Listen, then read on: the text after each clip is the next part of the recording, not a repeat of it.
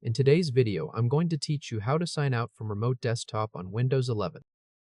Signing out is not the same as disconnecting. If you click the X button on the remote desktop window, that only disconnects the view on your local computer. The session stays active on the remote machine.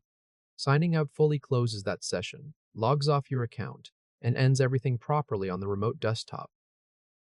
To start with the first method, go to the remote desktop window and click the Start button on the taskbar at the bottom center.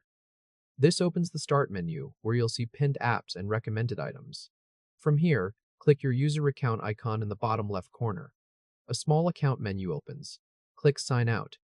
As soon as you do that, the remote session ends, and the remote desktop window closes.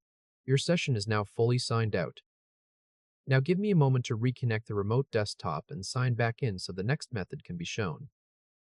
For the second method, make sure the remote desktop window is active. Then press Ctrl plus Alt plus End on your keyboard. This opens the Windows security screen on the remote machine. This matters because Ctrl plus Alt plus Delete goes to your local computer.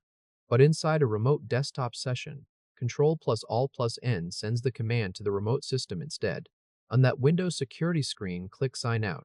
The remote session ends right away, and you are signed out of the remote machine. If this helped, hit like and subscribe for more quick tutorials.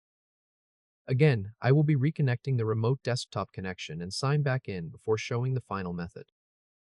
For the third method, right-click the Start button on the taskbar at the bottom center of the remote desktop.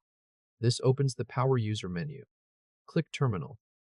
When the terminal window opens, type logoff, spelled L-O-G-O-F-off, then press Enter. As soon as you run that command, the remote session ends immediately and signs you out.